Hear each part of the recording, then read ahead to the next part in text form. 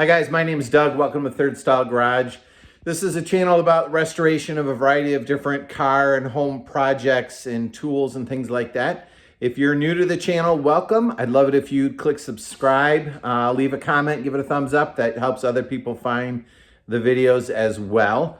If you haven't watched the previous episode, part 1 of this old bench vise restoration, I encourage you to go back, watch that one, then jump in here and we'll see how this project goes. Have a great day. Let's dive into this.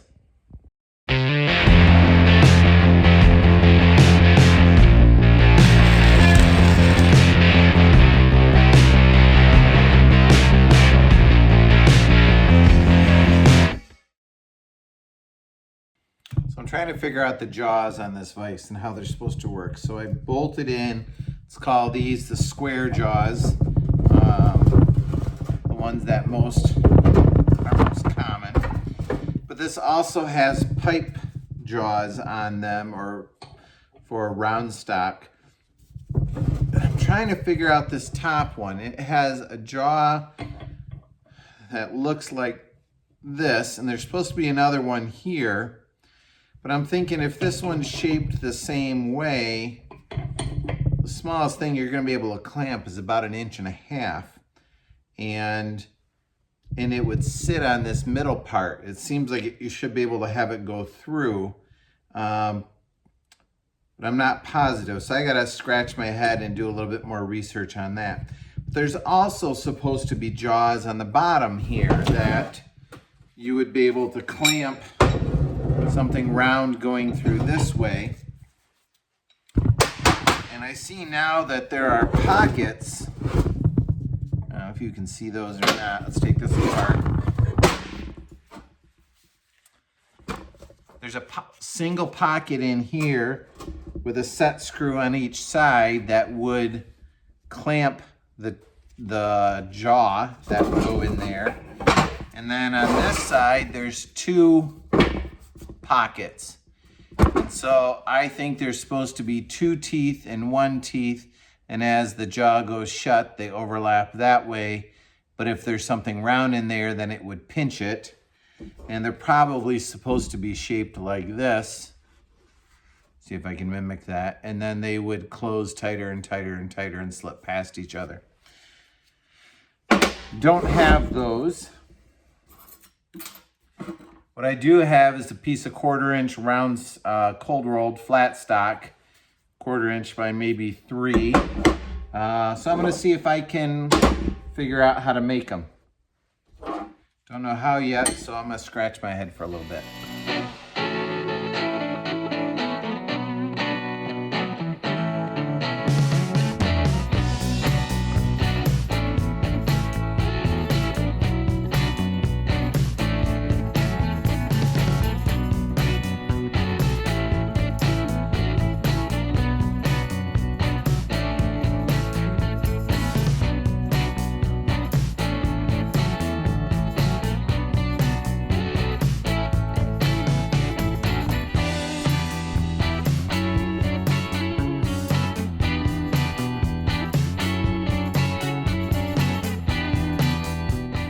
Let me try to give you a little bit of an idea of how I'm envisioning this while I put this together a little bit. So I've got 6 pieces of this mild steel that are hopefully wide enough,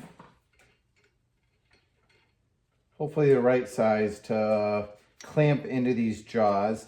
Now there are 2 pieces because I don't have 1/2 inch and 1/4 inches. If I weld them together, that should be good, just as good. So this has set screws on each side, giving me 1 tooth. This one has 1 here and 1 here, giving me 2 teeth.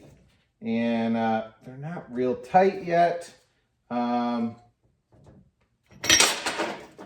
obviously. The casting opening in here is incredibly rough. So it feels, I think I need to get in there with a carbide die grinder to clean that up. But then, ideally, this tooth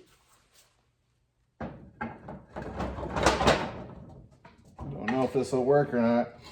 Should fit between those teeth. And if I clean that up, they should be nice and square. Then what I want is to have that be able to go all the way closed. I think it's hitting the casting here.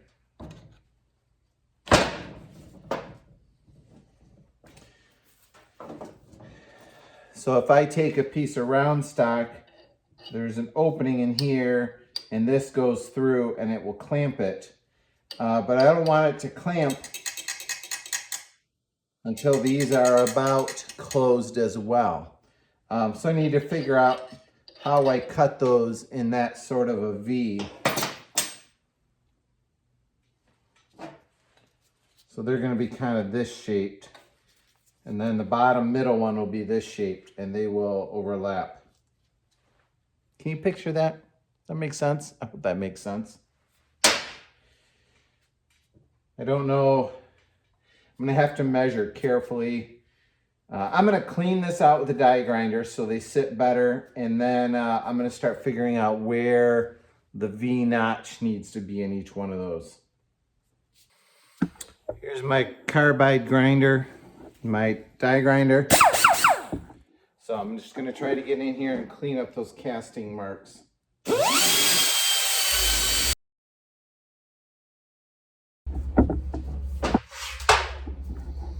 right, I'm not trying to give it a machine finish, but that is a whole lot better. There's a lot of crud in there. Right. Now we want to do the same thing with this guy. Clear line. Die grinder.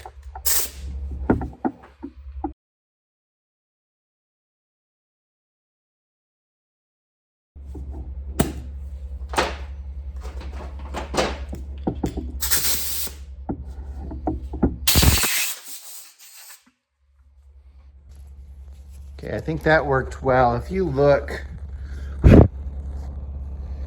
there is a ridge right here and a ridge right here that those teeth ride on. And you can kind of see the same thing on the bottom as well. So those are cleaned up, and I think the teeth will sit in there a whole lot better now. Here's what I'm thinking. These pockets are about 1 inch deep. Both ways, both sides are about 1 inch. Trust me, that one's 1 inch too. So 1 inch depth gets us out here. Now this gap between the two jaws with the square jaws completely shut is 1.5 inches. So if we want to clamp something round in the middle, I would like the center of those two jaws, this point right here, to meet each other right in the middle. So my jaw needs to be 1 inch plus half of this distance, which is 1.5. So half of that's 3/4. So I need 1 3/4 to the midpoint of the jaw. So if this is the jaw that I'm making, here's my 1 inch, here's my 3/4. So I want to make a cut like that, and then make 6 of these, I think. Hopefully you're not seeing a mistake that I'm missing at this point. So, time to cut 6 of these.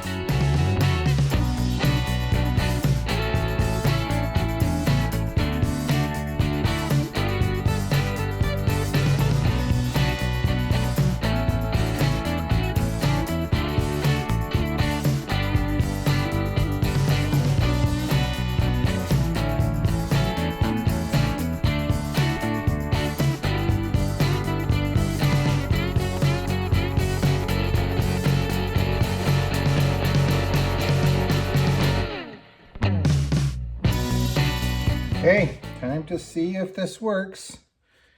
I had maybe it's this one. Another set screw. I did learn one thing through cutting those. If you're wearing your favorite work nylon plastic fleece, don't stand in the sparks, because when you did it once before, now you get a second hole in your fleece. So this one's probably about to be a rag. So here are the two jaws that hopefully we will combine into one. Now this one here gets a set screw from both sides and gets clamped. Something like that.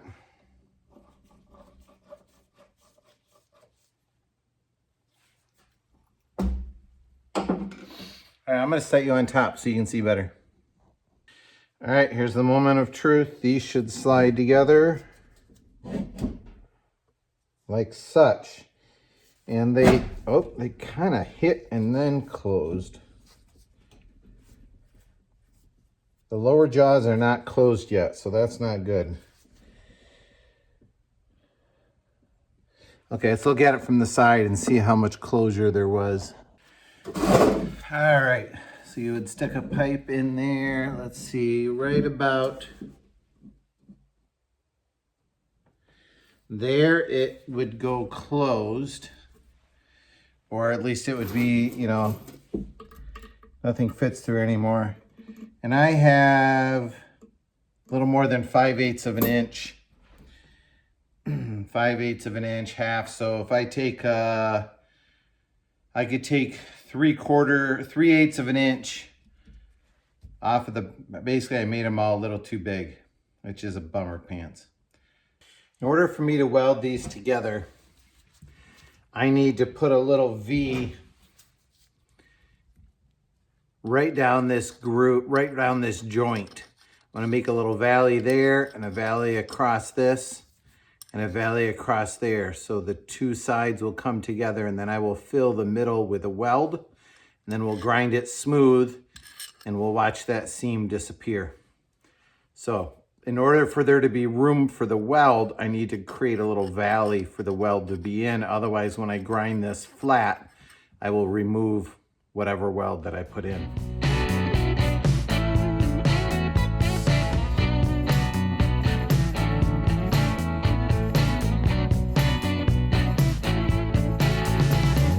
Done welding them together. Can't tell that those were originally two pieces unless you look at the back. Looks like there's a butt. Okay, I think that they are still too long, so I think I will need to cut them all off. I think it was 3/8 of an inch, which I am out of time tonight, so I'm gonna come back later this week and work on it, but it will be next for you, and then we can test them.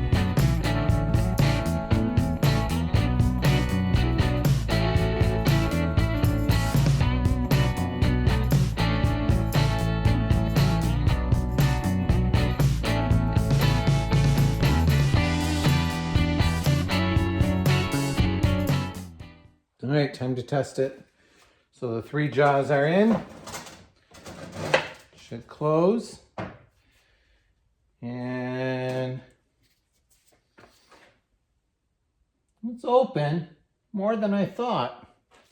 Now, if I was putting a pipe, this is probably a 1-inch pipe in there. That would close completely fine on that. And that's, I don't know, maybe would I put in something smaller than that? Here's a locating, this is probably 1/2 inch.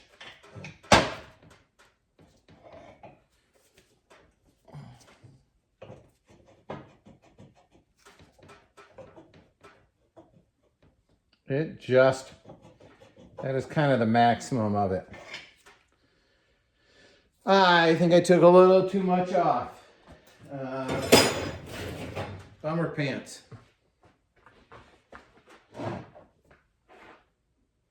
I think what I might do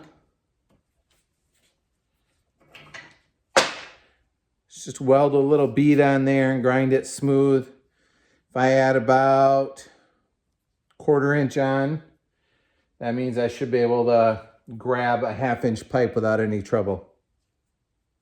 Voila.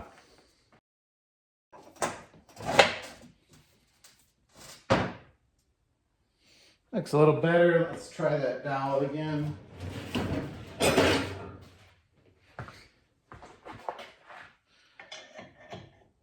Yeah, so definitely grab that. Feel good about it. I don't think we need to grab things much smaller than that. I hope not. I lied, that wasn't good enough.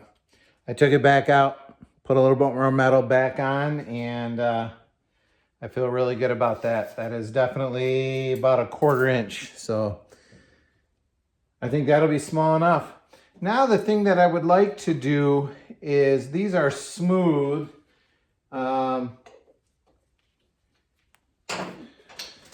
which I don't think is going to be what I want. Most vise have some sort of teeth on them. So I would like to put some sort of a pattern on there so they have a little bit of a bite on the pipe when it grabs. Nothing too aggressive. So I'm going to try to put some stripes or cross patterns in there. All right, so here are my first attempts on a piece of scrap for what the jaws could look like. This one is done with a cutoff disc in the grinder, a little 1/8 inch cutoff wheel. I think part of the key will be to get the spacing even, which I got a little better at as I went. Option number 2, door number 2, was cut with Sawzall blade, freehand. Again, spacing will be critical. And I'm wondering which you like better. I don't think there's a way that I can freehand do a cross hatch. I think this will just have to help a little bit with the bite. All right, before I tell you what I'm gonna do, I want you to vote below with which one you like better. Or don't vote, whatever you want. All right, door C. Didn't tell you about door 3. I did try a cross hatch. I like that one best. We're gonna try that. All right, there's the finished product for those jaws.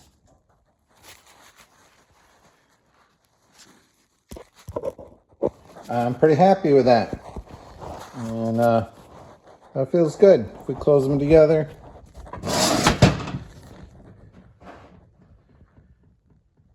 That's probably 3/8 of an inch. Okay, now I know that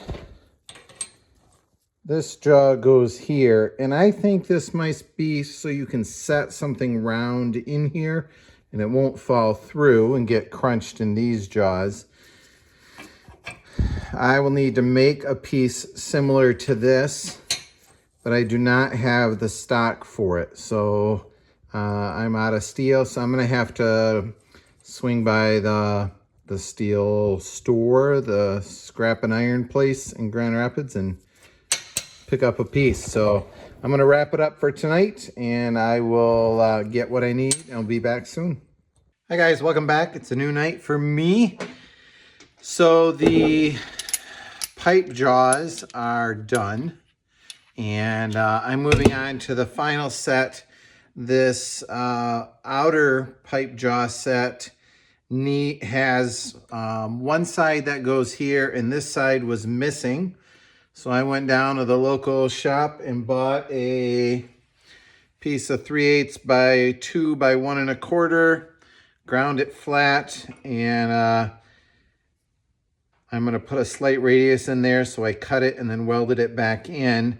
I need to transfer this threaded hole into here so I can drill and countersink holes just like that. So how do I transfer that hole easily and accurately? Well, I could measure. I also happen to have a transfer punch, I think it's called. This is a little kit you can get. This is 5/16 18. You open up the back of it, and there's these little screws inside that have a, they're threaded, like these are threaded for 5/16 18. There is a little hex tool on the end there that fits on the end of this little threaded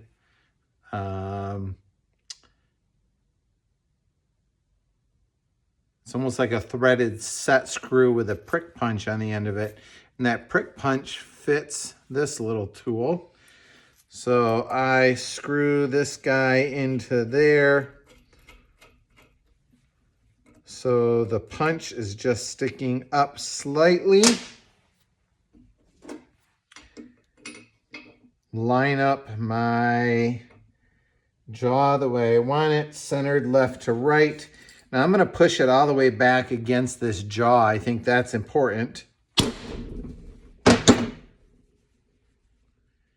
And there's the prick punch of exactly where I need my hole. So I can take this little guy back out, put it in the little sneaky container in the end, and it is ready for next time.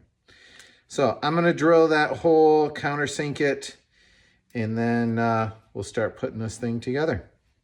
Okay, so I have my two jaws. They don't perfectly match, but good enough. Here's where I think this vise has a problem, and my guess is because it was inexpensively made, is I did not get this hole in perfectly the right location. So when I tighten this flathead cap screw down, it will center itself, and it's going to pull itself just a smidge away from this jaw. Not much. Just, you know, maybe 10 thousandths or something. But if I go over to this side, it pulls it away significantly, maybe a 32nd of an inch, which will still work. But these screws, which I want to replace, are just Phillips head. Look how far off center that one is. Can you see that? This is a high quality made fastener. And it will tighten down, but this gap is going to sit right here. And when you put something in the vise, either in these jaws, but I have the same thing on the bottom jaws. Here, if I flip this sideways, there is a gap right back there and a small one right back there. So when I put something in this vise, and I know I'll do this, and I'll clamp it in there, and I'll grab a hammer and just start wailing on it to bend something or break something loose, that's pushing these jaws down. It should be pushing them into this ledge, but instead it's putting a side load on those screws, which now I know why when I pulled these socket head cap screws out, they were slightly bent because somebody had done that before. So I think what I need to do is adjust these until this gap is gone. And the only way that I know to adjust these is to weld a thin amount of material on there and then carefully grind it off until when I push this up against there, it is centered on those screws. This one is a whole lot closer than that one, but it's still off just a tiny little bit. I don't know if you can see that. Maybe I can zoom in. I don't know, maybe you can't see that. But this needs to go that way just a touch. So these two and these two jaws need to be adjusted. I'm going to weld a little bit on the back and then carefully grind it off until it fits in a way that I feel good about. And then I will show you when that is done. So I added some to the back of this. I'm actually showing you this weld because it looks kind of pretty. Now I'll grind it off. Not all of it, most of it. There we go. These two fit really nice and snug now. Let's move on to these two guys, which is a different size wrench. Upon closer look, this side of this jaw was hitting fine. This side was not, so I ended up adding 1/16 of an inch, mainly to this spot right here. It is still a little warm, which is why I'm wearing my welding glove. The other vise jaw on the other side of this really fit decently well, so I did not need to do any shimming there. But this side visually looks pretty good. Let me see if this goes in. If so, it will be just slightly pulling the jaw down towards the vise, which is exactly what I want, and that fits nice. I've got a little bit of a gap right in here, but it's touching solidly here and over there, so I'm good with that. It should take some good solid abuse. All right, that brings me to the end of kind of the sheet metal fabrication work. Kind of excited because that means the next part, wow, that's warm yet.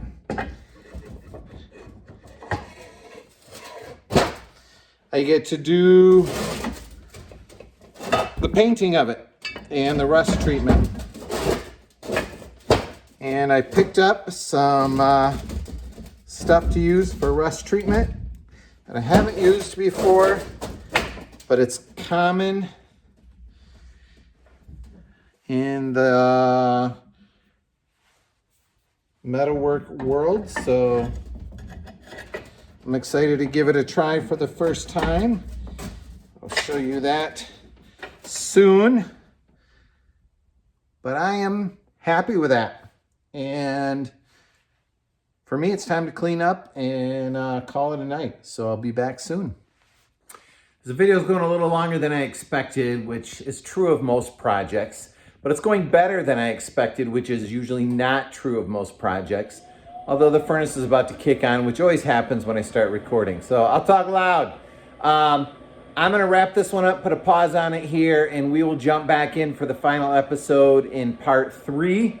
And we'll see how this whole thing turns out and what it looks like and whether I've got a chunk of, scrap steel or a really nice working bench vise, and we'll see what it looks like at the end. So thanks for being a part of this. We will see you next week.